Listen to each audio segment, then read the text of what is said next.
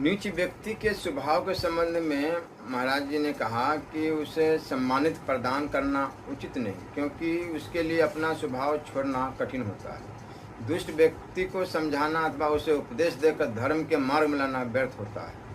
जिस प्रकार पानी का स्वभाव नीचे को ओर बहना है, उसी तरह नीच व्यक्ति को भी अपना स्वभाव नहीं छोड़ सकता। दुष्ट व्यक्ति अथवा नीच मनुष्य को इस बात का ज्ञान नहीं होता कि किस कार्य से व्यक्ति का मानसिक विकास होता है। जब वह इस मूल बात को ही नहीं समझता तो उससे समझाने की बात करना ही व्यर्थ है। दुष्ट व्यक्ति का विश्वास भी नहीं करना चाहिए। जो व्यक्ति क्रूर, ठग और नीच है, उसका विश्वास करने से हानि के अतिरिक्त और कुछ नहीं होता। नीच लोगों का कर्तव्य ही लोगों को ठगना और उन्हें सन्मार्ग से विचलित करना होता है, इसलिए उनसे सदैव दूरी बनाए रखना चाहिए। दुष्ट व्यक्ति से यदि उदारतापूर्ण व्यवहार किया जाए तो भी वह समय पाते ही हानि करने से नहीं चूकता।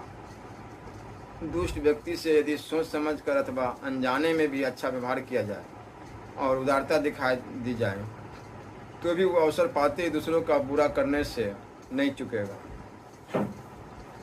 जैसे चंदन की शीतलता और उसकी सुगंध आदि गुणों का ज्ञान न करके वन में लगी हुई आग दूसरे वृक्षों के साथ उसे भी जला डालती है। जंगल में जब आग लगती है तो सभी वृक्ष उसमें जलकर राख हो जाते हैं, वह चंदन हो या अन्य वृक्ष। इसी प्रकार दुष्ट मनुष्य किसी को नहीं बकसता।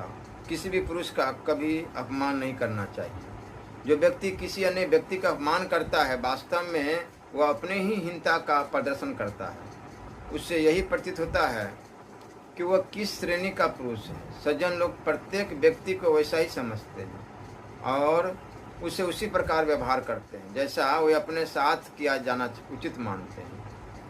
इसलिए व्यक्ति को सदैव दूसरे से व्यवहार करते समय इस बात का ध्यान अवश्य रखनी चाहिए कि जो बातें या कोई भी अपमानित बातें जो अपने आप को यदि अच्छा नहीं लगेगा, वो दूसरों को यदि कहे तो उसे कैसे अच्छा लगेगा। क्षमा करना मनुष्य का पहला धर्म है। इस बात को ध्यान में रखकर जो व्यक्ति क्षमा के योग्य है, उन्हें कभी कष्ट नहीं पहुंचाना चाहिए।